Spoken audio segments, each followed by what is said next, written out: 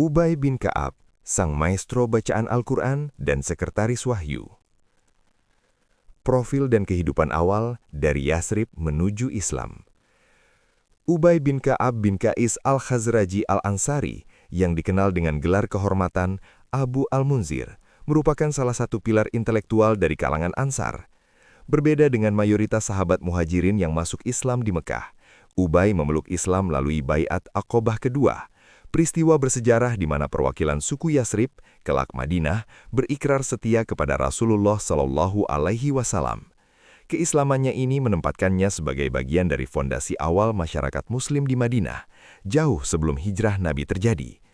Ia berasal dari Bani Hazraj, suku yang bersama Bani Aus menjadi tuan rumah bagi Rasulullah Shallallahu Alaihi Wasallam dan kaum muhajirin. Latar belakangnya sebagai seorang Ansar tidak hanya membentuk identitas kesukuan, tetapi juga komitmen mendalam untuk membela dan melayani Nabi serta agamanya. Sebelum Islam, ia mungkin sudah dikenal sebagai salah satu individu yang bisa membaca dan menulis, sebuah keahlian langka di masyarakat Arab saat itu, yang kelak menjadi instrumen penting dalam peradaban Islam yang sedang dibangun.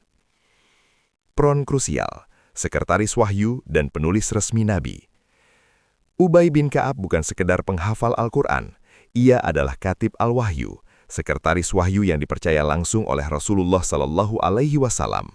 Bersama Zaid bin Sabit, Ali bin Abi Thalib dan segelintir sahabat lain yang melek huruf, ia bertanggung jawab untuk mencatat ayat-ayat Al-Quran yang turun kepada Nabi.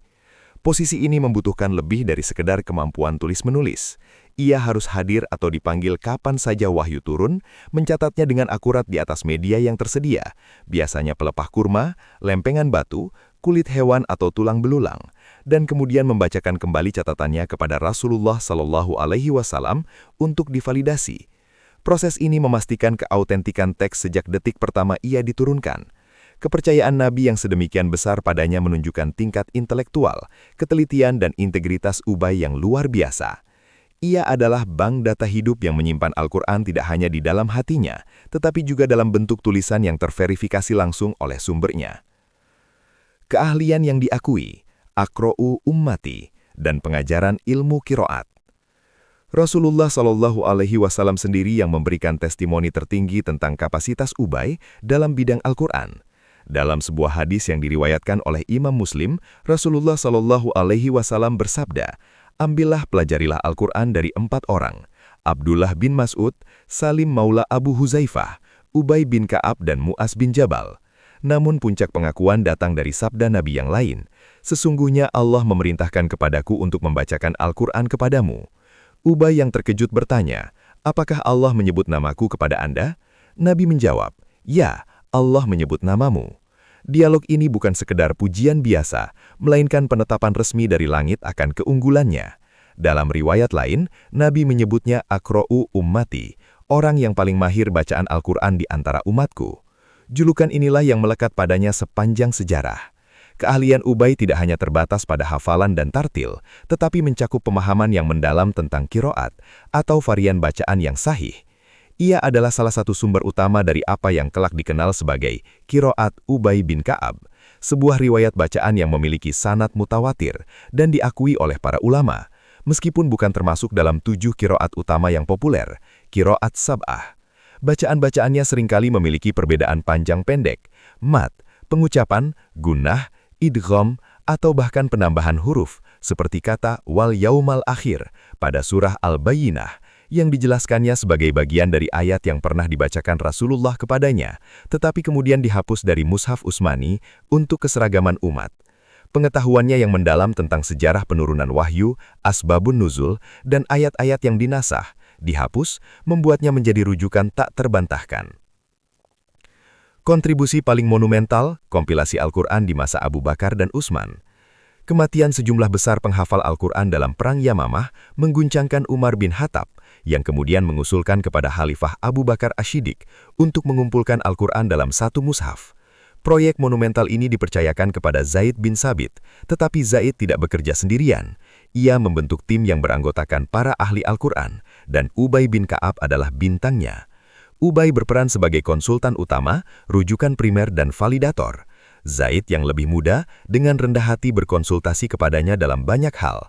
Setiap ayat yang dikumpulkan Zaid dari tulisan-tulisan yang tersebar dan hafalan para sahabat harus diverifikasi dengan memastikan bahwa ia telah mendengarnya langsung dari Rasulullah melalui dua saksi. Ubay dengan kapasitasnya sebagai sekretaris wahyu dan Aqra'u Ummati seringkali menjadi saksi utama yang otoritatif. Perannya krusial berlanjut pada masa Khalifah Utsman bin Affan. Ketika perbedaan bacaan mulai menimbulkan friksi di daerah-daerah taklukan, Utsman membentuk panitia penyalinan mushaf standar, kelak disebut Mushaf Utsmani. Panitia ini diketuai oleh Zaid bin Sabit dan beranggotakan Abdullah bin Zubair, Sa'id bin Al-As, dan Abdurrahman bin Al-Haris. Namun Ubay bin Ka'ab hadir sebagai penasihat senior dan pengawas. Ialah yang memastikan mushaf yang disalin itu sesuai dengan bacaan terakhir yang diajarkan Rasulullah Shallallahu Alaihi Wasallam kepada Jibril atau ardah akhir. Meskipun mushaf resmi ditulis berdasarkan dialek Quraisy, lahjah Quraisy, untuk keseragaman, ilmu Ubay tentang berbagai bacaan yang sahih tetap diakui dan dihargai sebagai khazanah ilmu yang melengkapi. Kedalaman spiritual dan hubungan personal dengan Nabi. Ubay bin Ka'ab bukanlah mesin penghafal yang dingin. Ia memiliki hubungan emosional dan spiritual yang sangat dalam dengan Al-Quran dan dengan Rasulullah Sallallahu Alaihi Wasallam. Suatu ketika Rasulullah Sallallahu Alaihi Wasallam bertanya kepada Ubay, "Wahai Ubay, ayat apa yang paling agung dalam kitab Allah?" Ubay menjawab, "Allah dan Rasulnya lebih tahu." Nabi mengulangi pertanyaannya hingga 3 kali dan akhirnya Ubay menjawab, "Ayat Kursi, Al-Baqarah 155. Rasulullah Shallallahu Alaihi Wasallam lalu menepuk dada Ubay dengan penuh kebanggaan dan berkata, "Demi Allah, semoga ilmumu menyenangkanmu, wahai Abu Al-Munzir." Hadis riwayat Muslim. Interaksi ini menggambarkan kedekatan guru murid yang penuh kehangatan dan penghargaan. Ia juga dikenal dengan ketekunannya dalam ibadah. Sebagai seorang Ansar yang ikut dalam Baiat Aqabah, Perang Badar, Uhud, dan seluruh peperangan setelahnya, ia mengisi hari-harinya pasca wafatnya Nabi dengan mengajar dan beribadah. Diriwayatkan bahwa ia adalah seorang yang banyak menangis karena takut kepada Allah. Kedalaman tadaburnya terhadap Al-Quran membuatnya selalu merasa kecil di hadapan kebesaran firman-Nya. Warisan dan wafat, peninggalan yang abadi. Ubay bin Ka'ab wafat pada sekitar tahun 30 Hijriah di masa kekhalifahan Utsman bin Affan. Ia meninggalkan warisan yang tidak ternilai. 1. Mushaf pribadi.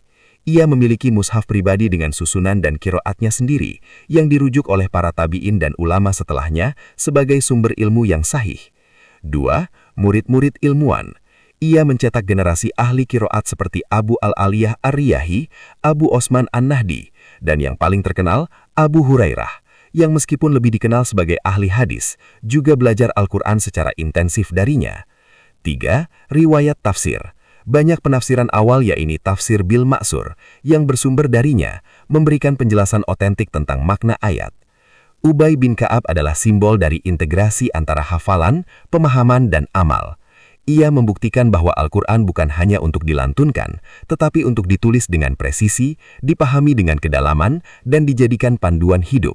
Dari tangan dan hatinya, teks suci itu berpindah dari lisan Nabi ke dalam catatan yang terpelihara, lalu tersebar ke seluruh penjuru dunia.